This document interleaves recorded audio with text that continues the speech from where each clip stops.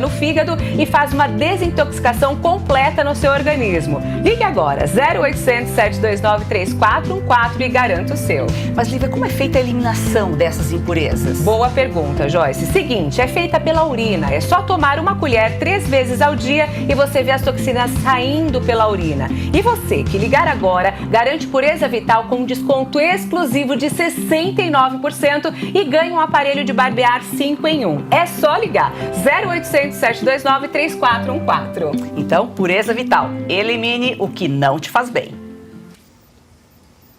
E um relatório da Polícia Federal, divulgado pela revista Veja, mostra a existência de um documento com supostas instruções para integrantes do então governo Bolsonaro e das Forças Armadas no período após as eleições de 2022. O material cita a nomeação de um interventor e o afastamento de ministros do TSE.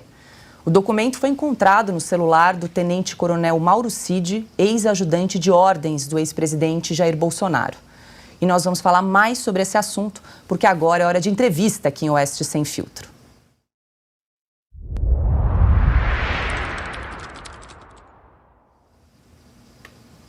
E o nosso contato é com o jurista, doutor Ives Gandra Martins. Muito boa noite, doutor Ives Gandra. O senhor me ouve bem? Ouço perfeitamente. Paula, eu segui a mensagem e hoje eu fiquei surpreso quando no jornal Hoje eles apresentaram que eu teria respondido e orientado o coronel Cid, que eu não conheço, para a preparação de um golpe de Estado. Quem me ouviu falar, Paula, desde agosto, quando diziam que havia um risco de golpe de Estado, eu sempre dizia, e disse inclusive por vocês, também que era 0 multiplicado por 0, dividido por 0.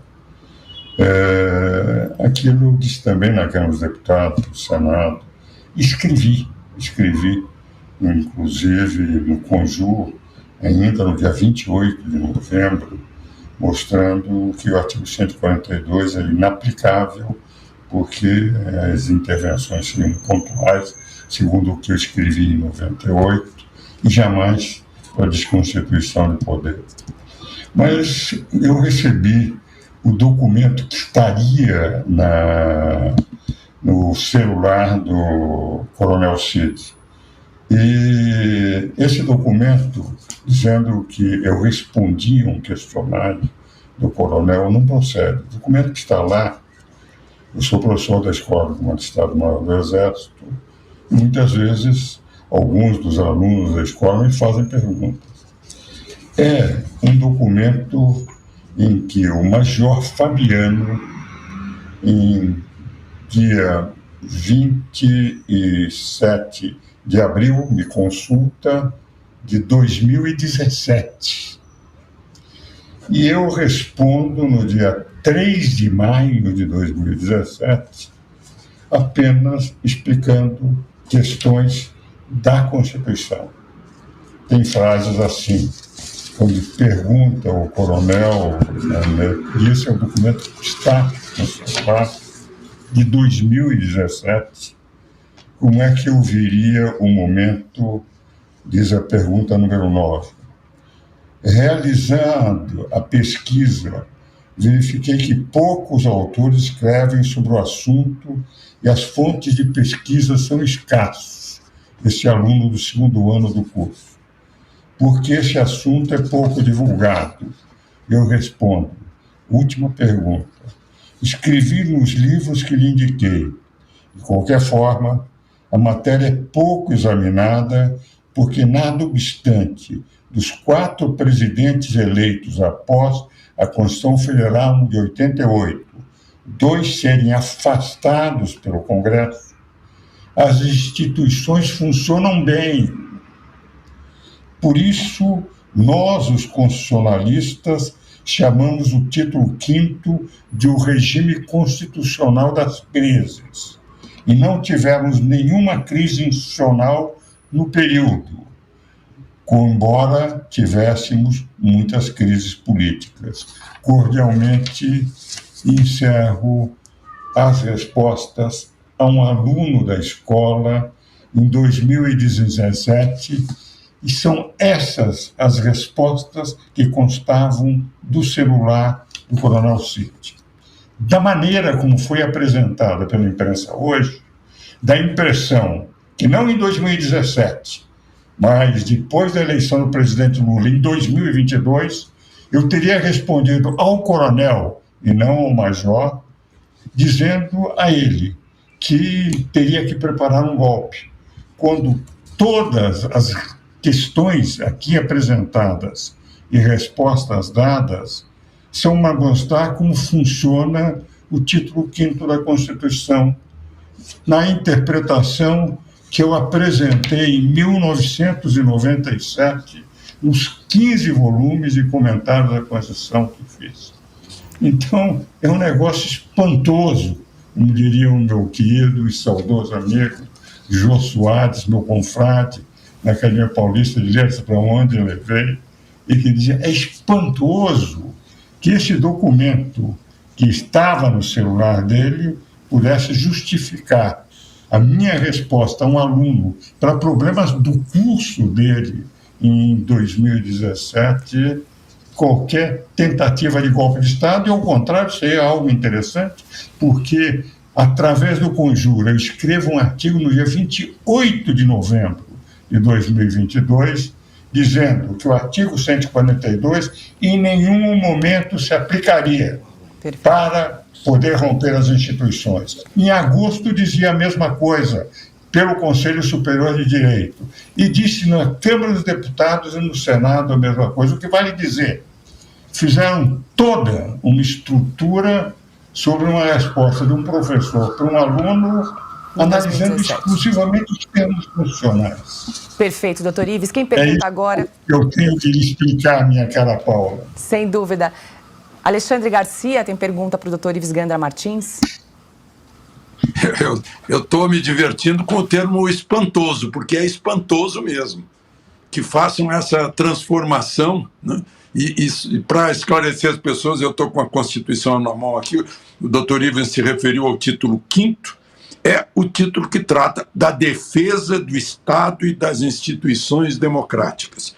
Doutor Ives é um jurista, um constitucionalista exemplar, um adepto fervoroso da democracia e das liberdades, e eu imagino a surpresa dele ao ver, né, transformada em noticiário da atualidade, uma resposta do ano de 2017, quando era presidente da República Michel Temer. É espantoso.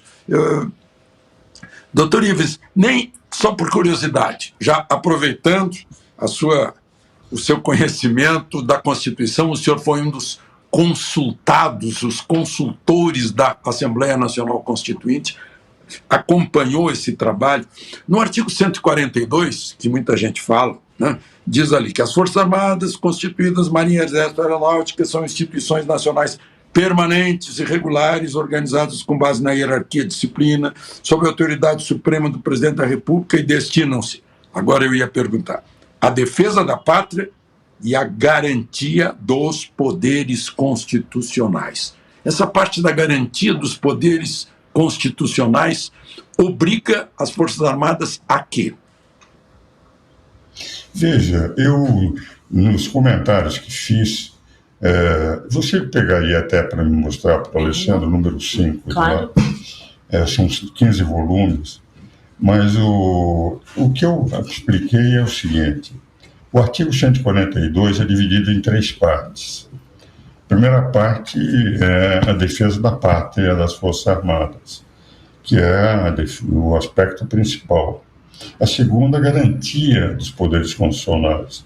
É o que, por exemplo, Michel Temer fez quando o PT e o MST invadiram e depredaram o Congresso Nacional, e ele decretou o estado de emergência e automaticamente as Forças Armadas foram para lá, retiraram, e as pessoas não tiveram nenhum processo mais complicado, nem os do PT, nem do MST, por terem invadido e depredado o Congresso Nacional parte, evidentemente, um número menor do que aqueles do dia 8, mas, de qualquer forma, houve depredação das instalações. O segundo ponto é esta garantia.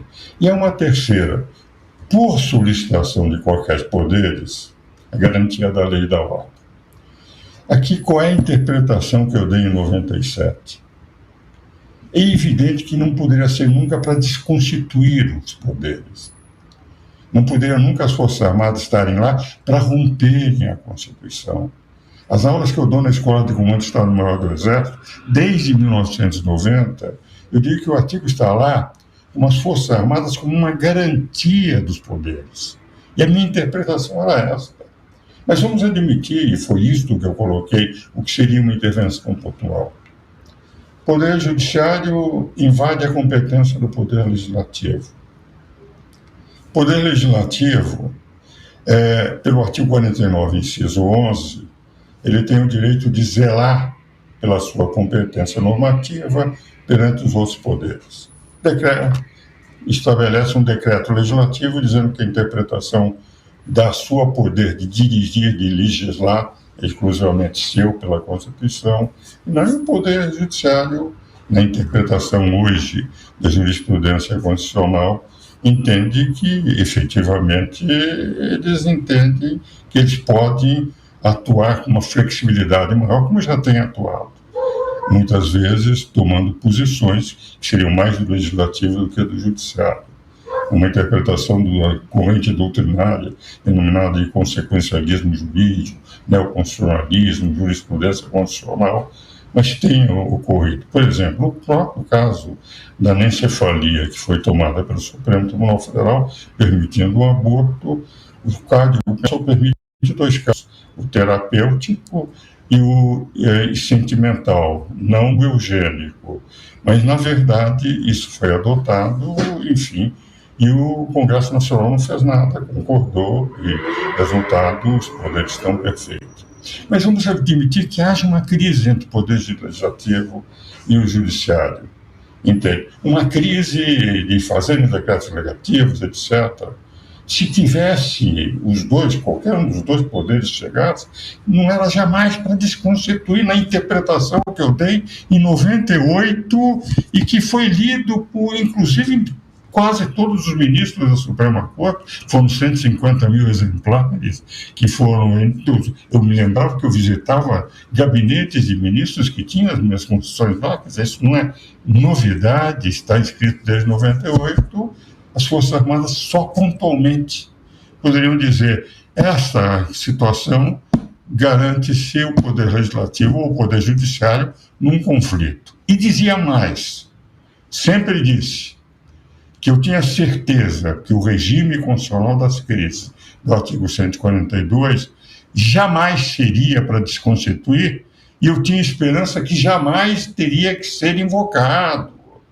Porque, como o artigo 2º da Constituição declara que deve haver harmonia entre os poderes e independência, os poderes respeitariam, porque nós tínhamos saído de um sistema em que havia um poder maior do que os outros dois poderes, podia governar por decretos-leis, e o Constituinte estabeleceu que todos os poderes teriam que ter autonomia e independência, e que aquele regime constitucional das crises era colocado lá para nunca ser utilizado o Estado de Direito, defesa, nunca ser o Estado de sítio. O Estado de emergência foi utilizado uma vez exclusivamente pelo Michel Temer, e o 142, a última parte, nunca. Era a minha interpretação desde 98. Dia dado, escrita e colocado. E nunca, para a desconstituição de poderes, nunca. Quando a deturpação da minha interpretação, a forma como sempre foi apresentada por aqueles que não leram o que eu escrevi, aqueles que não leram a Constituição, aqueles que não ouviram as minhas palestras, é que levou muita gente a pensar o 142, e eu reiterei em agosto, em setembro, em outubro, em novembro, por escrito, sendo que no dia 28 de novembro, o último escrito meu, sobre isso eu dizia, o 142, quando já se falava, que está muito a pensar, tem romper, não há possibilidade de se utilizar para rompimento da Constituição. E agora eu vejo a utilização, meu caro Alexandre Garcia, de uma carta de resposta para um aluno de uma escola que eu leciono, que era um major, como se eu tivesse respondido a um coronel e não ao major, isso colocado no celular dele como sendo um instrumento que estaria justificando a pretensão de um golpe de Estado. Um professor de direito de 88 anos é realmente espantoso, a única coisa que eu posso dizer. E dá tempo para uma última rápida pergunta, Cris Grêmio. Um prazer conversar com o senhor, doutor Ives, um prazer mesmo enorme. Eu já, como jornalista também de 30 e poucos anos aí, cobrindo todo tipo de assunto, já daria a seguinte manchete. Polícia ou justiça, enfim, quem está por trás dessa acusação, cria a versão fantasiosa de um possível golpe de Estado a partir de uma mensagem tirada do celular de alguém que responde a uma investigação. Algo assim. A minha pergunta é, esses veículos de imprensa que deram a notícia distorcida, tentando inclusive ligar o seu nome a essa possível articulação de golpe, eles tentaram te ouvir? Tentaram entender o seu lado? Saber como que uma versão, como que uma interpretação sua, para o que quer que fosse, foi parar no celular de alguém? Veja o seguinte, a impressão que eu tenho é que veio a notícia, eu só tomei conhecimento da notícia depois da notícia ter sido veiculada e tomei a medida que qualquer um tomaria. Peguei os artigos que eu escrevi sobre a matéria, peguei, inclusive, mandei dizer no Instagram, onde repetidas vezes disse que o risco de um golpe de Estado no Brasil era 0 multiplicado por 0 dividido por 0, que não havia a menor possibilidade. Aliás, isso reiteradas vezes disse no Instagram, e a expectativa de que eles, vendo isso, venham a retificar a notícia. Mas o que me também espantou, como é que um documento desses poderia estar no celular de um coronel, entende? Porque não deve ter sido. Eu leciono na Escola Comando do Estado-Maior do Exército, eu estou apenas num intensivão de aulas sobre direito constitucional e conjuntura desde 1990, e tenho sempre de 30 a 40 coronéis assistindo a aula naquele ano. Quase todos se transformam, são levados para general, como no meu curso saem os generais daquele ano, e outros não são, e vão para a reserva. Não? Então, o que eu não conheço todos que estão lá, senão de estar vendo naquele momento. Então, me espanta que isso tenha chegado, não me lembro de ter ele estado em alguma aula, e creio que não deve estar, porque ele estava ainda na ativa. No meu curso, normalmente, os coronéis já vão ou para o generalato, ou vão para a reserva. Mas como ele chegou lá, e a maneira como eu vi os eventos que eu recebi da UOL, que eles me mandaram todo o material depois, entende? Como eles arquitetaram, entende? Toda uma possibilidade de um golpe a partir de uma carta que não tem rigorosamente nada, tem respostas pontuais, inclusive tranquilizando que o momento era isso que estávamos vivendo, tanto que, enfim, todas as respostas, se analisarem, nenhuma delas abre campo para essa interpretação. E essa é a razão pela qual eu considero que eu tinha que fazer isto. Eu vou dar mais uma nova explicação agora no meu Instagram, estou dando agora pela revista Oeste, o que me dá uma tranquilidade enorme, porque eu acho que os pulmões da sociedade hoje são representados pela revista Oeste, é nós que podemos respirar a democracia ainda, e nós estamos num país tão estranho, entende, que coisas como essa terminam acontecendo. Perfeito, nós conversamos ao vivo com o Dr. Ives Gandra Martins. Dr. Ives, muito obrigada mais uma vez por estar aqui conosco, prestando esclarecimentos. Um ótimo final de semana, bom e merecido descanso, Dr. Ives. Te agradeço muito, Paulo, Alexandre, a todos da equipe. Agora, 18h51. E antes da gente seguir aqui com mais notícias em Oeste Sem Filtro, eu quero aproveitar para ler as nossas cidades, né, da nossa audiência, que sempre manda aqui para a gente. Então, vamos lá. Olambra, São Paulo, Joinville, Santa Catarina, Nova Andradina, Mato Grosso do Sul, Itaqui, Rio Grande do Sul, Assis Chateaubriand, Paraná, Nova Friburgo, Rio de Janeiro, Morretes, Paraná, Sarasota, Estados Unidos, Divinópolis, Minas Gerais, Menessy, França, Maracás, Bahia, Tupi Paulista, São Paulo, Água Doce, Santa Catarina, Lauro de Freitas, Bahia, Medianeiras, Paraná, Rio Brilhante, Mato Grosso do Sul, Várzea Grande, Mato Grosso, New York, Estados Unidos, Nagoya, Japão, São Sebastião, São Paulo. Muito obrigada sempre pela audiência, pelo carinho de todos vocês. Sigam mandando aí as cidades que a gente está anotando aqui todos os dias. Bom, e Lula nomeou 5 dos 7 ministros do Tribunal Superior Eleitoral que julgarão na próxima semana o processo que pode tornar o ex-presidente Jair Bolsonaro inelegível. Carmen Lúcia foi nomeada por Lula para o Supremo em 2006, ainda no primeiro mandato do presidente. Benedito Gonçalves, relator das ações que pedem a inelegibilidade de Bolsonaro, foi nomeado para o Superior Tribunal de Justiça em 2008. Raul Araújo Filho passou a integrar o STJ em 2010. E André Ramos e Floriano Azevedo chegaram neste ano ao TSE por nomeação direta do atual presidente. Ainda compõem o TSE os ministros do Supremo, Alexandre de Moraes e Cássio Nunes Marques. Alexandre Garcia. O Alexandre de Moraes, ministro do Supremo Tribunal Federal e do TSE, agendou a primeira sessão aí para a próxima quinta-feira, dia 22, para analisar o julgamento sobre a inelegibilidade do ex-presidente Jair Bolsonaro. E aí eu gostaria de te ouvir em relação a essas acusações que Bolsonaro responde, né? Por abuso de poder político e uso indevido dos meios de comunicação e como fica, quais são as alternativas do ex-presidente caso ele seja realmente tornado inelegível pelo TSE na próxima semana? Bom, em primeiro lugar, é bom esclarecer às pessoas que o TSE não está tomando a iniciativa de motu próprio, né? Não é ex officio como certas outras têm acontecido.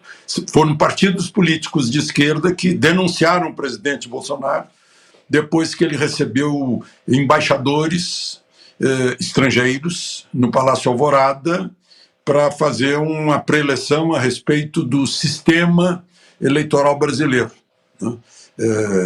Um sistema que, como se lembrou há pouco, né, não é usado no mundo, e é uma jabuticaba nossa que, né, ainda está carecendo do comprovante do voto. Vai ter eleição municipal daqui a pouco e a gente vai de novo votar sem ter um comprovante que garanta, que tire as dúvidas e aumente a credibilidade no sistema. Pois bem, esse abuso do poder político e do abuso do poder econômico é para punir o candidato que influencie o eleitor por razões do seu poder político, né, e da imposição econômica de alguma forma, financeira ou mesmo patrimonial, né, para conquistar o voto do eleitor. É para evitar isso.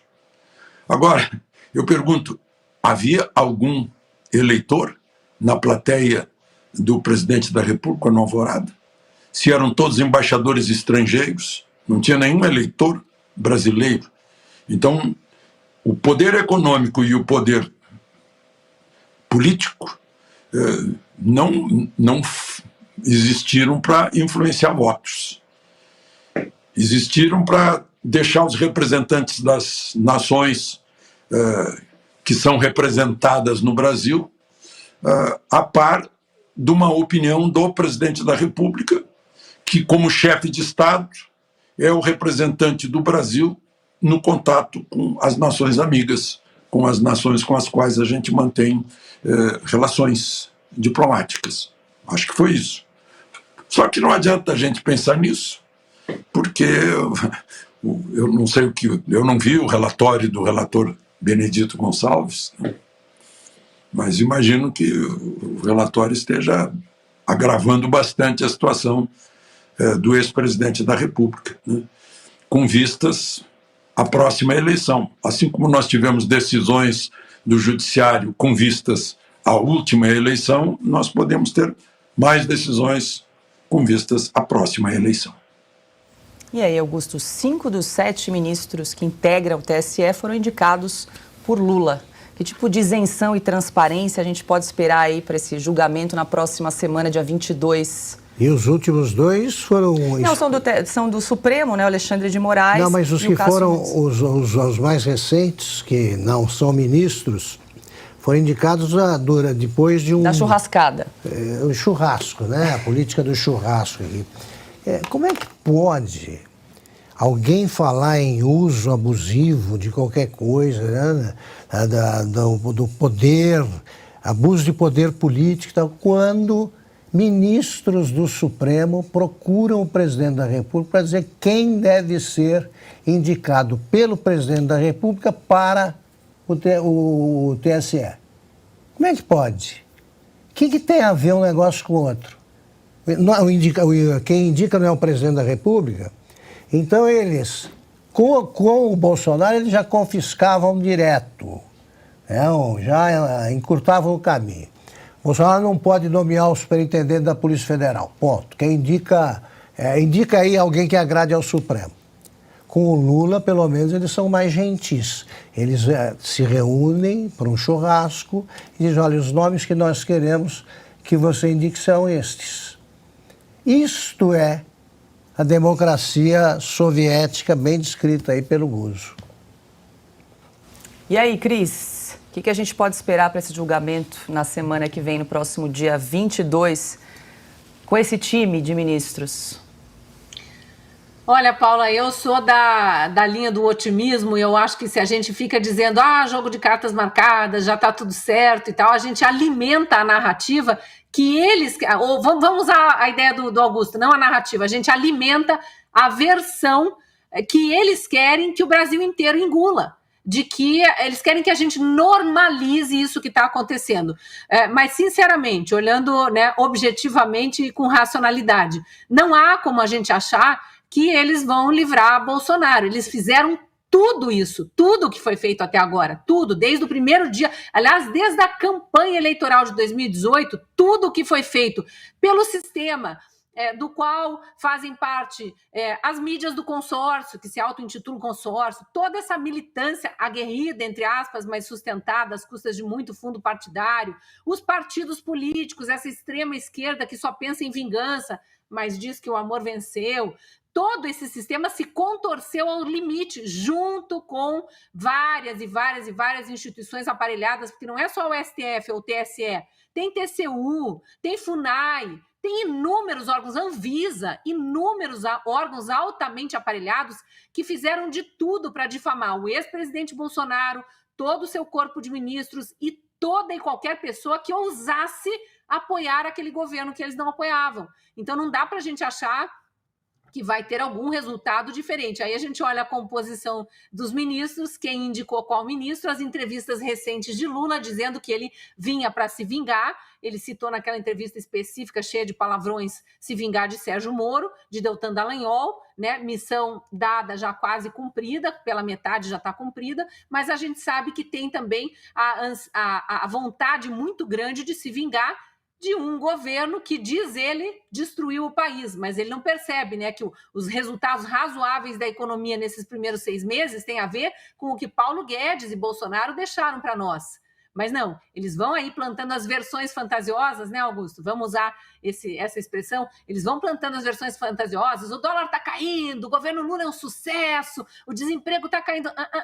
Não é assim que as coisas estão tocando. E, ao mesmo tempo, vão jogando para escanteio todos os possíveis adversários, achando que o povo não está acompanhando e não está entendendo o que aconteceu.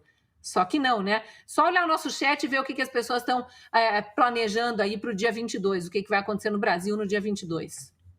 E se no ano não eleitoral o TSE trabalha com essa garra, imagine o que eles não estão preparando para as eleições municipais. Isso aí, agora é 19h01 e vamos falar de coisa boa, né, Augusto? Porque a gente tem aqui noticiado a semana inteira que as inscrições para a palestra do curso de Guilherme Fiuza, que ainda estão abertas. Na semana que vem, dia 20, ele vai estar aqui no programa Oeste Sem Filtro, conversando um pouquinho com a gente dessa série documental que está incrível e imperdível. E depois a gente sai daqui do estúdio e vai direto para o evento presencial. No Renaissance. No Hotel Renaissance, exatamente, com a presença de Augusto Nunes, Guilherme Fiuza e Gustavo Segré. Para um bate-papo. É um bate-papo, nós vamos conversar sobre a série documental, sobre outros assuntos e, sobretudo, teremos o Guilherme Fiuza aqui no programa e depois em pessoa, ao vivo, né? Agora eu quero cobrar de vocês, né, numa boa. Faz um tempão que eu leio aqui no chat, recebemos comentários, cadê o Fiuza? Quando é que o Fiuza volta? Quero ouvir o Fiuza. A oportunidade é essa. Ainda há vagas, né, para as inscrições, né, ainda há lugares, mas corram, porque estão acabando. Então eu espero que acabem até o fim deste programa. Inscrevam-se. É isso aí. Para se inscrever, gente, é só entrar em oestecursos.com. Aí vai pedir ali os seus dados, é só preencher. A gente ainda tem poucas vagas, mas você pode se inscrever aí até o próximo domingo. E aproveite para divulgar nos grupos de WhatsApp, com os familiares, enfim, a entrada é gratuita, mas você precisa se inscrever para garantir a sua vaga, porque o evento é sujeito à disponibilidade. E, mais uma vez, eu reforçar que o evento vai contar com as presenças, além de Guilherme Fiuza, claro, de Augusto Nunes e também do nosso querido argentino Gustavo Segré. Então, a gente espera você no próximo dia 20 de junho, terça-feira, às 20 horas, no Hotel Renaissance, aqui na cidade de São Paulo. E antes, um bate-papo com o Fiuza no Oeste Sem Filtro. Vai ser um dia agitado, né, Augusto? Esperamos todos vocês. Agora, 19h04. E o movimento dos Sem Terra emplacou outro cargo no governo Lula. O coordenador nacional do movimento, Alexandre da Conceição, foi nomeado para o cargo de assessor especial do Ministério do Desenvolvimento Agrário e Economia Familiar, comandado por Paulo Teixeira. Esse é o quarto cargo estratégico que o MST ganha na atual gestão. Em janeiro, a coordenadora nacional do movimento, Kelly Maforte, foi escolhida para comandar a Secretaria Nacional de Diálogos Sociais e Articulação de Políticas Públicas da Presidência. Em março, Milton José, coordenador de produção do MST, assumiu o posto de secretário de Abastecimento do Ministério do Desenvolvimento Agrário. Outra integrante do movimento a receber uma vaga no governo é a diretora nacional do MST, Ayala Ferreira. Ela ganhou um assento no chamado Conselhão de Lula. Alexandre Garcia, a gente tem noticiado aqui como o MST tem ganhado capilaridade nesse governo Lula, praticamente um braço aí dessa nova gestão, né? Olha só, ontem eu fui almoçar num restaurante bem conhecido aqui de Brasília, onde cabem aí normalmente 70 pessoas. Pois ontem eu acho que havia umas 200 pessoas, não havia uma mesa vaga, absolutamente lotada. E eu lembrei, por quê? Onde é que estavam essas pessoas? Estavam fora de Brasília. Elas vieram participar do inchamento do Estado brasileiro, no governo da União. 37 ministérios, né? E todo mundo dando cargo. A gente ficou sabendo agora que tem 400 nomeações ainda que estão paradas esperando deputados prometerem dar voto para o governo, né? Mesmo que tenham recebido de seus eleitores um voto em contrário, uma procuração em contrário. O MST, tomara que não seja aquilo que eu ouço de pessoas do agro me falando, né? Eles me dizem assim, olha, presidente Lula tem que dizer de que lado está. Se está ao lado de quem produz, quem garante a segurança alimentar daqui e do mundo, quem fez o Brasil se tornar o maior exportador de grãos do planeta Terra, longe dos Estados Unidos. Os Estados Unidos está exportando agora 127 milhões de toneladas, a gente exporta 153 milhões de toneladas. E uma agricultura moderníssima. Né? Se está ao lado desses, que garantem a nossa capacidade de importar, porque geram divisas exportando, e aí a gente pode importar por causa disso, que equilibra nossa balança comercial, né?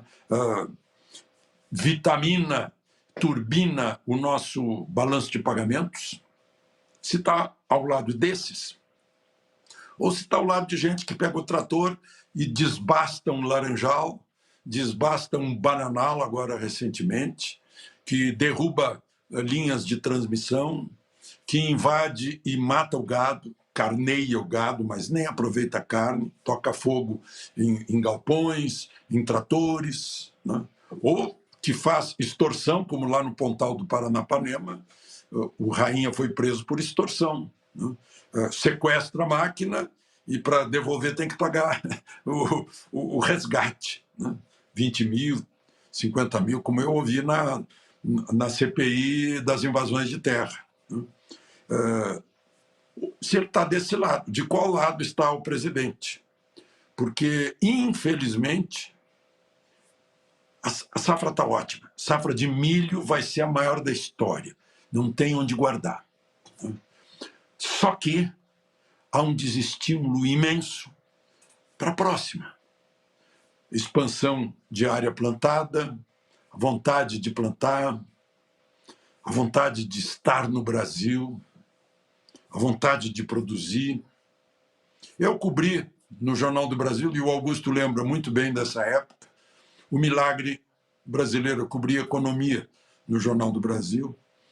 E o milagre brasileiro foi essencialmente, não foi Médici nem Delfim, foi entusiasmo e otimismo. E o agro está perdendo o entusiasmo e o otimismo que teve. Então, acho que o governo não está pensando nisso. Está pensando apenas em aparelhar o Estado brasileiro com os seus apoiadores e ponto final. Não sei até quando os cofres que todos os dias recebem a contribuição dos pagadores de impostos, por quanto tempo os cofres vão aguentar. Tomara que não aconteça nada do que eu temo sobre o agro brasileiro. Cris, o MST ganhou mais um cargo neste governo. A gente tem noticiado muito aqui, né? Temos o Stedley, que foi na comitiva do Lula na China, um recorde de invasões, agora mais um cargo. E como bem lembrou o Alexandre, né? Como vai estar o agro para frente? Porque nesse primeiro trimestre, o PIB de 1,9 foi muito em função do agronegócio. Importante a gente dizer isso, né? Ah, com certeza, né? Os militantes aí dessa extrema esquerda foram rápidos para espalhar na internet a fake news, né, Augusto, para usar o termo deles, mas a mentira deslavada de que o PIB de 1,9% aí foi resultado da excelente gestão de economia da dupla Lula e Haddad, esses grandes fenômenos, né, da economia. Só que não, de novo, né? Ainda é herança de medidas do Paulo Guedes, do governo passado, e sim dessa força monumental do agro brasileiro. Esse setor que sustentou a nossa economia no meio daquele lockdown horroroso que não acabava nunca, os João Dória da vida, STF dando todo o poder para governadores e prefeitos e só para arrasar com o governo federal, faziam tudo ao contrário do que o presidente Bolsonaro, o ministro Paulo Guedes e o resto da equipe sugeriam. E aí a gente conseguiu, no fim das contas, ter um resultado melhor do que a maior parte dos países mais desenvolvidos até que o Brasil, né? Tivemos inflação menor que Estados Unidos, por exemplo, no ano passado. Então, uma coisa incrível mesmo. Mas é esse mesmo agro que Lula chama de fascista, né? E depois não entende por que toma vaia quando vai na feira agrícola, não entende por que os agricultores, os produtores rurais de todos os tamanhos, quando vão numa feira, preferem ver Jair Bolsonaro do que um ministro de Lula, um representante de Lula. E só para finalizar, Paula, o Alexandre estava contando essa história aí, Alexandre, dos restaurantes lotados. Só de MST mesmo já lota, porque além de todos esses cargos que você citou, Paula, vale lembrar que tem alguns integrantes de MST pendurados em gabinetes de deputados aí da base de apoio do presidente Lula. Um deles, Sâmia Bonfim, tem, se não me engano, a esposa de José Rainha abrigada em seu gabinete. Então, realmente é uma tristeza a gente ver como vão criando cargos, porque quem paga o salário de todo mundo somos nós. Não é Lula, não é do bolso de Lula que tira.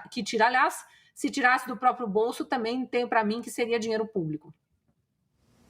Augusto, tem cargo aqui, ó, que ocupa 2 linhas. Nós até já comentamos aqui a Kelly Maforte, ela foi escolhida para comandar a Secretaria Nacional de Diálogos Sociais e Articulação de Políticas Públicas da presidência.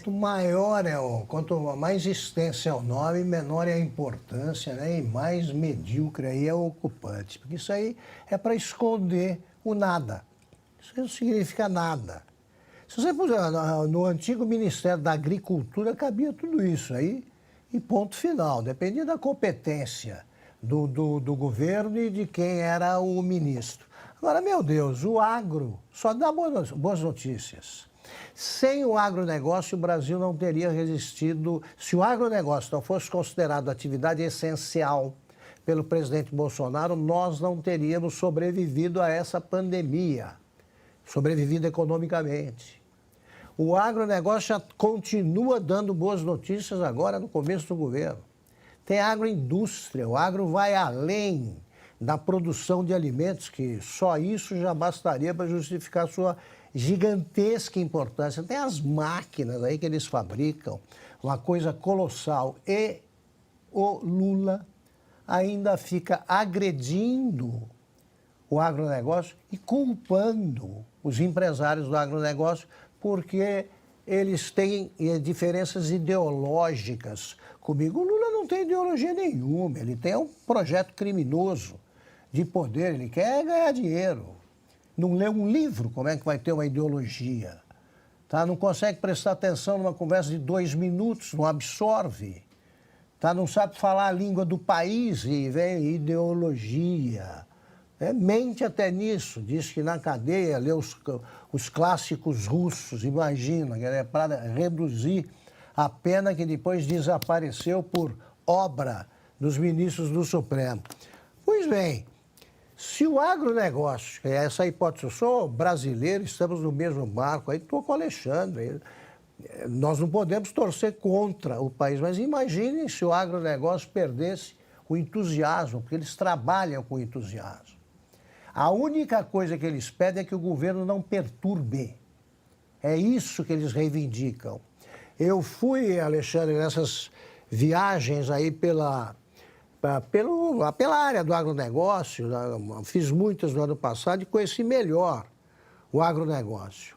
Não existe desemprego nas cidades situadas nessas regiões. É emprego pleno, desemprego zero. Falta mão de obra qualificada e sobra mão de obra até para o mais desqualificado dos trabalhadores, né, em matéria de formação. Então é o Brasil do futuro, você não vê a pobreza agressiva, você não tem mendigos pelas ruas, não tem mesmo. Tá? Dou nome de cidade, você vai para uma cidade, você vai para Cascavel, você vê esse panorama. Você vai para Luiz Eduardo Magalhães, na Bahia, você vê esse panorama. Oeste Catarinense, né? Oeste Catarinense é uma coisa que só falta a infraestrutura que o governo Lula nem cogita de aperfeiçoar ou de construir, né? Porque em alguns lugares você nem tem. E ainda assim, eles são agredidos pelo governo. Imaginem se eles parassem. O Lula fica inventando ministérios desnecessários e atrapalhos indispensáveis. Tá? Ele consegue, né, num mundo em que o turismo é uma indústria mesmo, né, uma indústria essencial para alguns países, o turismo salvou, durante a quebradeira que atingiu os dois países, o turismo salvou a Grécia e a Itália. Um turismo moderno e tal. Aqui tem aquela, como é que é? Daniela do Vaguinho, precisou mudar de nome para não ser associada ao marido miliciano, né? E tem a Embratur com o, como é que é, o Marcelo, que saiu do PSOL lá, um ícone. Freixo. Marcelo Freixo, que entende o quê de turismo? O centro só aparece lá fica na zona sul do Rio, vai para a zona norte em campanha, só para perder mais uma. Ganhou emprego, está disputando espaço com a Daniela do Vaguinho, que já tem substituto apontado, mas o Lula não concluiu a demissão de uma desqualificada, porque ele se emociona, disseram que eles choraram quando o Lula disse que teria que se livrar dela. É fofo, né? É fofo. O cinismo do Lula chega a ser comovente. Bom, agora é 19 horas e 17 minutos, aqui, ó, o pessoal interagindo no chat. Trícia Lira, era muita gente esperando por esses cargos. Meu Deus, aparelhamento total do Estado. O país está sendo destruído a olhos vistos. E o Charles Oliveira Marques, Cris, que é você lá no Senado, escreveu aqui no chat. Bom, a gente vai para um rápido intervalo. O povo gosta de me jogar na fogueira. Não, a gente também quer, a gente precisa de representantes aí. A gente vai para um rápido intervalo e volta já já. Pessoal, uma dica importante para você que sofre com dores crônicas no corpo, artrite, artrose, reumatismo, fibromialgia, inflamação ou desgaste nas articulações, não é normal conviver com essas dores. Hoje temos a doutora Marina Yazigi para trazer uma explicação sobre esse assunto. Obrigada, foi um prazer estar aqui. E realmente não é normal sentir dores, muito menos conviver com elas. Então é importante, se você tem dor, precisa ser investigado e também tratado. E no meu consultório é muito comum que eu receba esse tipo de queixa e eu sempre explico para os meus pacientes que o nosso corpo ele é um reflexo daquilo que a gente come. Por exemplo, o meu músculo ele precisa de proteína para ele poder ficar saudável. Se eu tenho um músculo saudável, eu vou acabar sobrecarregando menos as minhas articulações e por isso eu vou ter menos dores. Mas antes, então, de eu pensar em medicamento, eu sempre indico uma mudança de estilo de vida e uma melhora da alimentação. Mas nem sempre é fácil a gente mudar a alimentação e nessas condições eu acabo indicando o suplemento Ora Pronobis, que hoje ele é considerado um superalimento, porque ele tem alto teor de proteína que ajuda na saúde do músculo, ele tem alta quantidade de cálcio, até mais do que um copo de leite, isso ajuda na saúde óssea. Tem grande quantidade de vitamina C, que inclusive ajuda na imunidade, e tem grandes quantidades de ferro, que também ajuda no tratamento da anemia. E ainda, o Ora Pronobis, ele possui alguns compostos que ajudam no processo de inflamação e também ajudam a aliviar as dores crônicas. E mais uma coisa que é muito importante, que ele ajuda no controle da pressão arterial, do colesterol e também no controle do açúcar do sangue. Obrigado, doutora. Agora a Renata trouxe uma promoção hoje. Estou aqui para isso. Você que está nos acompanhando já tem 70% de desconto no seu Ora Pronobis. E a gente vai além. Tem um frasco do colágeno tipo 2, se falar que está nos assistindo. Esse vai ajudar nas suas dores articulares. Aproveite. 0800 291 2200. O governo Lula gastou mais de 320 mil reais com a primeira reunião do Conselhão. A informação é do site Poder 360. O evento ocorreu no dia 4 de maio, mas os gastos foram revelados apenas agora, depois de um pedido via Lei de Acesso à Informação. O maior gasto foi com passagens aéreas. Foram desembolsados pelo governo Lula quase 260 mil reais. Já as diárias dos 246 participantes custaram mais de 50 mil reais.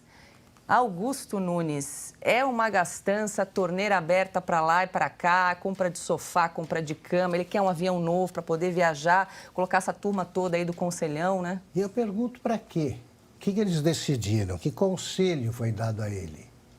Esse Conselhão, houve alguma coisa? Isso não conseguem noticiar.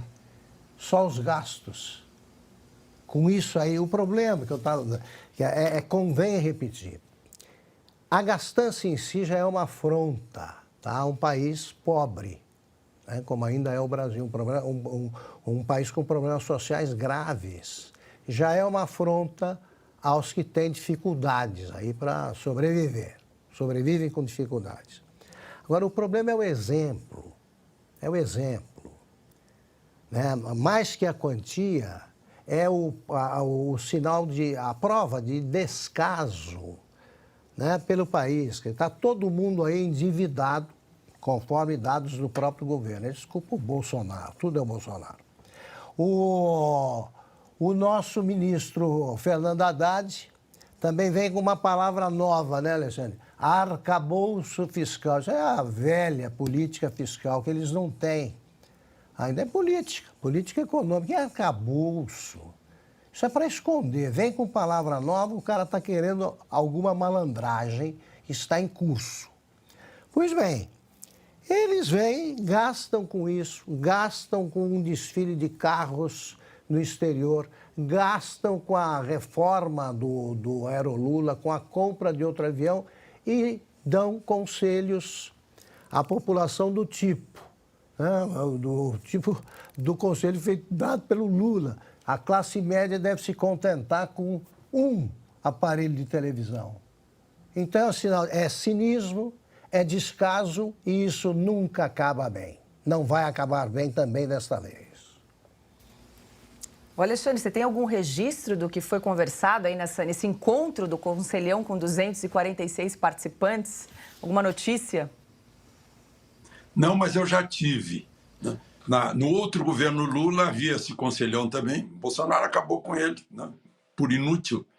E alguns amigos do Rio Grande do Sul, empresários, vinham de lá e a gente acabava se encontrando. E eles me contavam que não adiantava nada, porque era para o presidente apresentar a sua política, né? É outro modismo, né? Políticas públicas. Ora, toda política é pública, isso é um pleonasmo.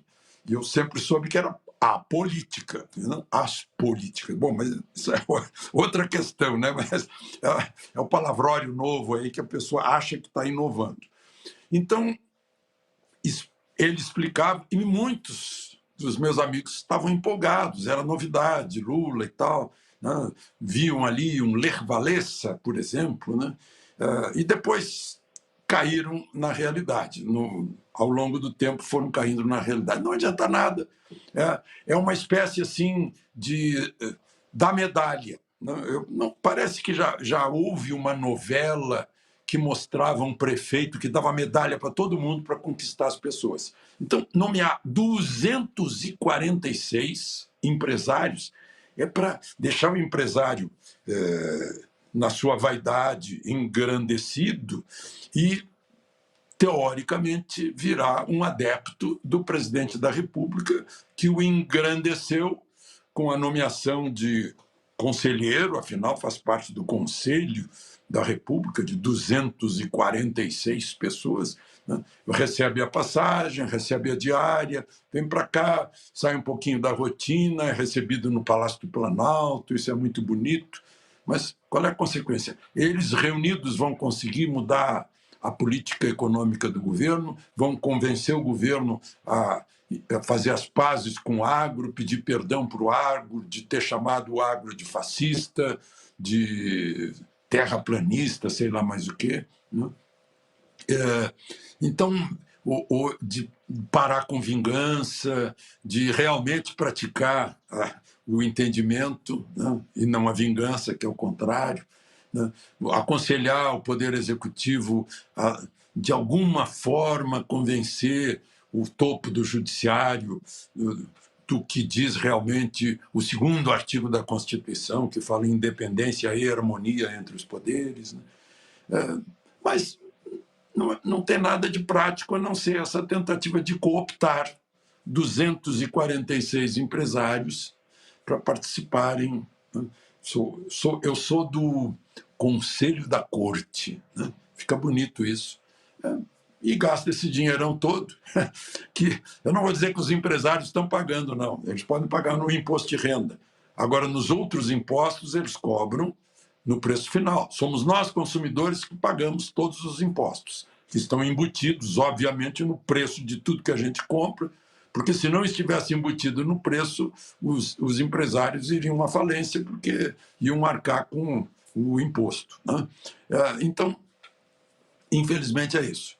Mais uma vez, o pagador de impostos no Brasil é que paga essa conta. E mais, relativamente, proporcionalmente, quem menos ganha é que paga mais, em termos relativos, né? Porque significa mais para ele pagar um imposto de 35% sobre um par de sapatos, sei lá o quê, do que o milionário que está com dinheiro sobrando não vai sentir, né? Então, é o povo mais pobre que está sustentando a corte, o Estado brasileiro cada vez mais inchado, e tudo que a gente quer é que o Estado preste bons serviços públicos, porque a gente paga imposto para receber bons serviços públicos. E isso a gente não está vendo, né? Basta citar educação, saúde e segurança pública, por exemplo. Bom, e falando em gastança, a Comissão de Transparência, Fiscalização e Controle do Senado aprovou um requerimento do senador Eduardo Girão para que o governo Lula explique gastos com móveis sem licitação. A presidência desembolsou R$ 380 mil com a aquisição de 11 itens de luxo para o Palácio da Alvorada. A gastança de Lula e da primeira-dama Janja inclui móveis personalizados como camas, mesas e sofás. O presidente da comissão é o senador Omar Aziz. Ele deu prazo até agosto para que o governo forneça informações e documentos para explicar os gastos, Cris. Então, 320 mil para o conselhão, agora 380 mil para a compra de cama, sofá, mesa para o Palácio da Alvorada. Parece até que está sobrando dinheiro, né? E por que esperar até agosto, né? Ô, Janja, libera a nota fiscal aí e explica. Por que você precisava de uma cama de 42 mil, um sofá de 65 mil? Vá lá. O povo brasileiro quer saber, afinal de contas, é o nosso dinheiro que está bancando tanta mordomia, né?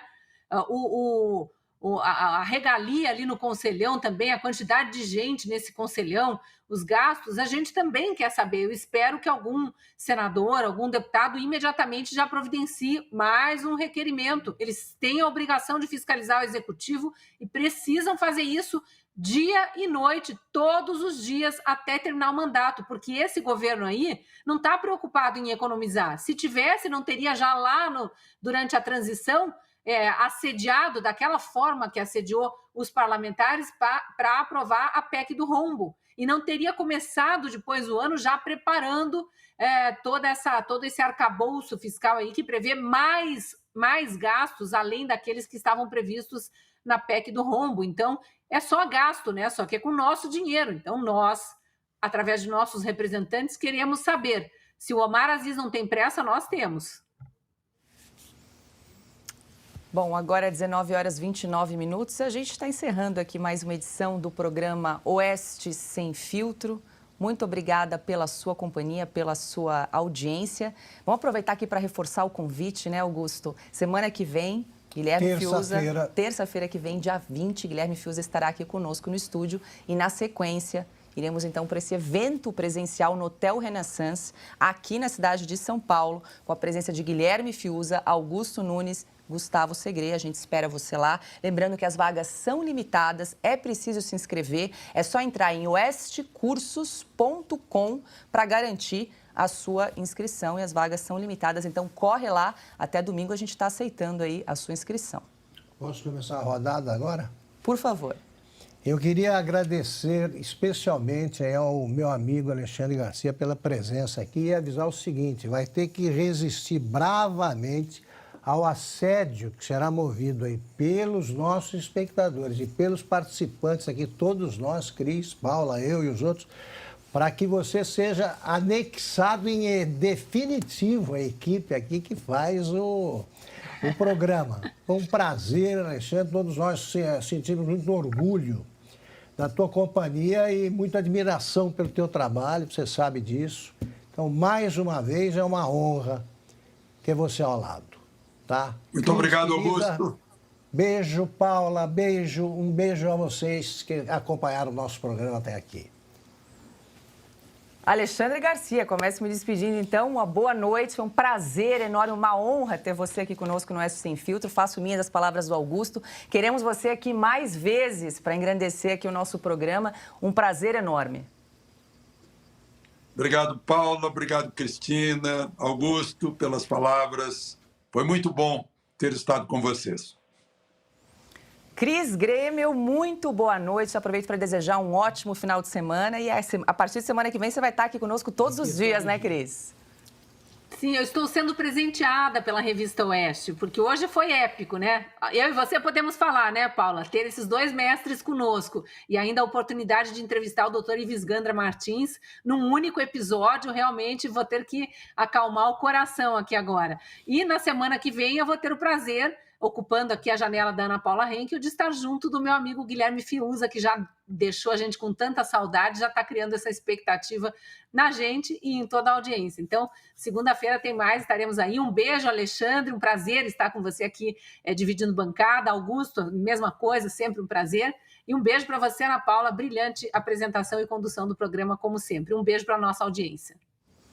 Augusto Nunes, você já se despediu, mas vou me despedir novamente de você e aproveitar, conta um pouquinho do teu artigo que saiu nessa edição da Revista Oeste, sobre o que se trata. Eu comento a conversa entre o ministro Alexandre de Moraes e jornalistas da revista Piauí.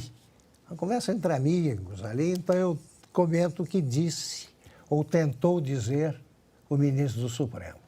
Perfeito. Então não perca, você que está aí, corre lá, edição especial da Revista Oeste no nosso site. Se você ainda não é assinante, gente, corre lá, entra, revistaoeste.com/assine, ou então usa o QR Code aqui do ladinho da tela, é só apontar a câmera do seu celular. Se você assinar agora, já vai ter acesso ao artigo do Augusto Nunes, do Silvio. O Homem Sem Dúvidas, né? O Homem Sem Dúvidas? Faz parte do título. Pronto, então fica aí a dica de final de semana, a leitura do artigo de Augusto Nunes. Um ótimo final de semana para você, uma boa noite e a gente te espera aqui segunda-feira a partir das 5h45 da tarde.